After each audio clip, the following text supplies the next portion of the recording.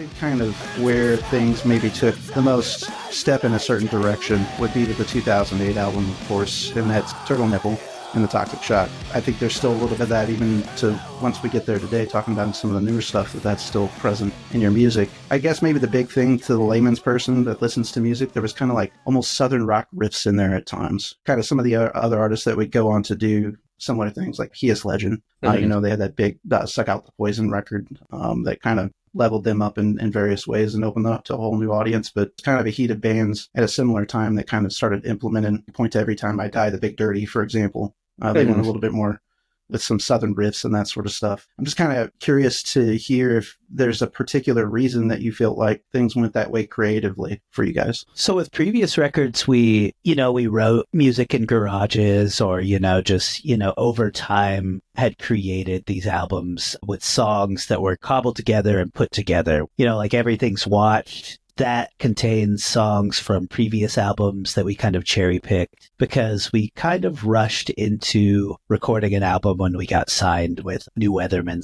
/ Ferret. With Courtside, that one's unique in that, we were just very young and time in this very strange studio to create, our sound post Kids, post the other singers. With Turtle Nipple, it was such an interesting situation because we were still on the label, so our albums were still being funded. And after recording Everything's Watched with Casey Bates and Tom Faffel, rest in peace, we kind of realized that we had recorded an album, an EP called Fuck It with our friend Sam.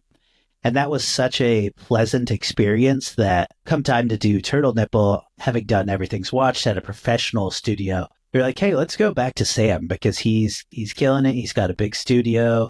We'll be afforded a lot of time to do that between tours. We talked to him and he let us live there for an amount of time. It was just such a pleasant situation in terms of recording, like environment, to be able to live somewhere, eat, sleep, play video games, and just create 24/7, even in the middle of the night. We're doing mushrooms or something like that, to go into the live room and just record pieces of guitar and bass to isolate and pursue later, just create unique sounds. So I think that's why that record is so different, is that we were afforded the opportunity to get weird and to explore ourselves and explore our instruments and explore just us as a band. So yeah, I think it's funny you mentioned that Happiness poster earlier. We watched one of his movies, Storytelling, around that time, and that went on to inspire quite a bit. Love that. And yeah, I guess that's the answer, is just being like, well, we're weird as fuck.